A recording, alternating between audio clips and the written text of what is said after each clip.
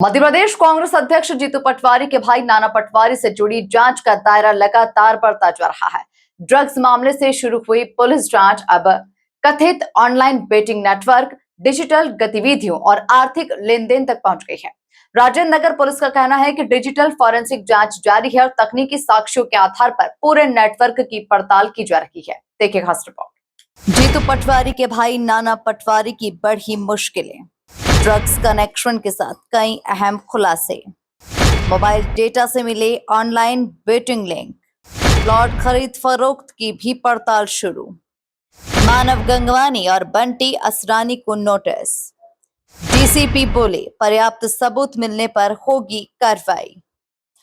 मध्य प्रदेश कांग्रेस अध्यक्ष जीतू पटवारी के भाई नाना पटवारी की मुश्किलें लगातार बढ़ती जा रही है।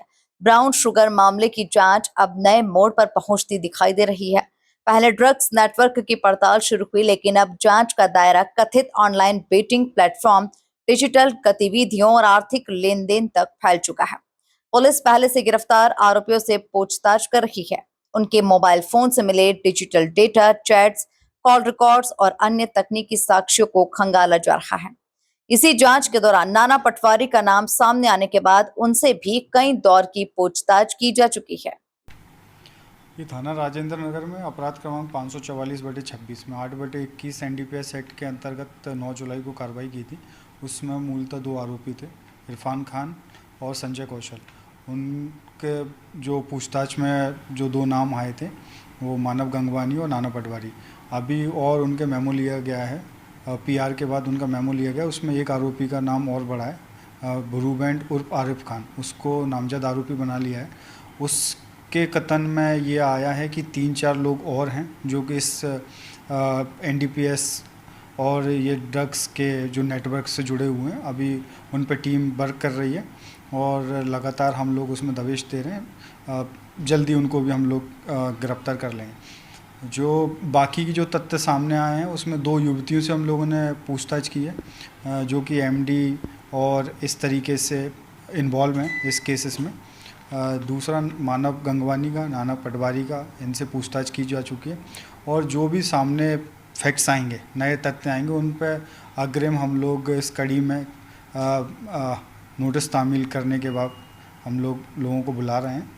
आज भी हम लोगों ने 2 नोटिस तामील कराए हैं, एक मानव गंगवानी को और बंटी असरानी, जो कि इन लोगों से कनेक्टेड है।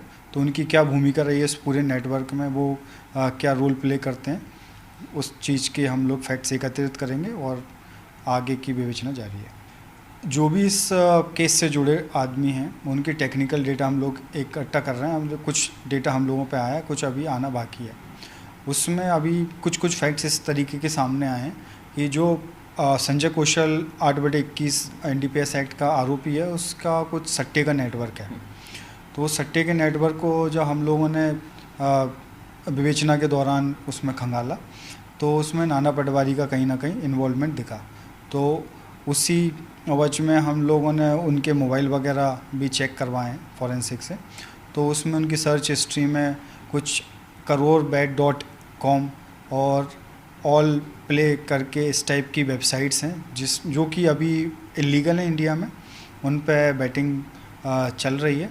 अब उसमें किसकी लॉगिन आईडी है, किस के माध्यम से पैसा जा रहा है और किस तरीके से ये इंटरकनेक्टेड है, उस पर विवेचना जारी है। ये अभी हम लोग डेटा एक्सट्रैक्ट कर रहे हैं और जितना भी डेटा एक्सट्रैक्ट कर रहे हैं उसमें जो इस केस से रिलेटेड फैक्ट्स रहेंगे वो विवेचना के दौरान हम लोग इकट्ठा करके। जांच के दौरान 2 महिलाओं से भी पूछताछ की गई। इनमें से एक महिला ने पुलिस को बताया कि उसने शुभम वैली में नाना पटवारी से एक प्लॉट खरीदा था। अब पुलिस इस पूरे जमीन सौदे के दस्तावेज, भुगतान के स्रोत और आर्थिक लेन देन की जांच कर रही है, ताकि ये स्पष्ट किया जा सके कि इस ट्रांजैक्शन में किसी भी तरह की अनियमितता या धोखाधड़ी तो नहीं हुई। वहीं ब्राउन शुगर मामले में गिरफ्तार इरफान खान और संजय कौशल से पूछताछ के बाद पुलिस ने ब्लू बैंड उर्फ आरिफ खान को आरोपी बनाया।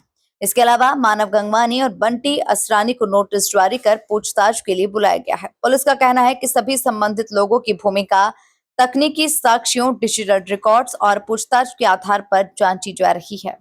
2 युवतियों को उस कनेक्शन में हम लोगों ने बुलाया।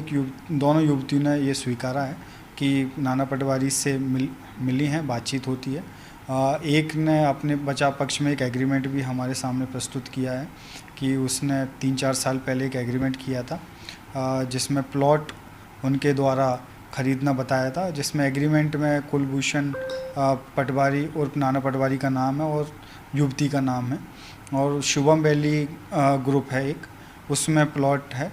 तो उसकी भी हम लोग प्रत्यक्ष से जांच करेंगे कि इस तरीके का कहीं फ्रॉडबाजी या धोखाधड़ी में कोई इन्वॉल्वमेंट तो नहीं है। दूसरी जो युवती आई थी उसके हस्बैंड और नाना पटवारी की दोस्ती के कारण वो बातचीत है। तीसरी युवती के बारे में अभी हम पुलिस को कोई जानकारी नहीं, हमारे द्वारा कोई नोटिस किसी को जारी नहीं किया गया। इस केस में मैं आपको ये क्लियर कर दूं कि इस केस में जो भी लोग इन्वॉल्व हैं वो इस केस से ही इन्वॉल्वमेंट जिसका है उसी को हम लोग नोटिस तामील करने के बाद लीगली हम लोग बुला रहे हैं। हमारे द्वारा किसी भी थर्ड पर्सन को अभी नहीं बुलाया गया है और उनका क्या रोल है, भूमिका है, उस पर हम लोग विवेचना जारी है, उनका रोल भी स्पष्ट कर दिया जाएगा। जो मूलतः 2 आरोपी थे उन्होंने ये फैक्ट स्वीकारा है कि उनके द्वारा पहले भी इनको ड्रग सप्लाई किया गया है, एमडी और ब्राउन शुगर दोनों ने उन्हें कबूला है। इस जो केस है पर्टिकुलर केस, इसमें 10.8 ग्राम ब्राउन शुगर हम लोगों ने जब्त की थी और दूसरा युवतियों ने भी अपने ऑन रिकॉर्ड कथनों में बोला है कि उनके द्वारा भी एमडी का सेवन किया गया नाना पटवारी के साथ। आगे जांच एजेंसियां call details record, mobile data, banking record, digital transaction और अन्य इलेक्ट्रॉनिक साक्ष्यों का विश्लेषण कर रही है।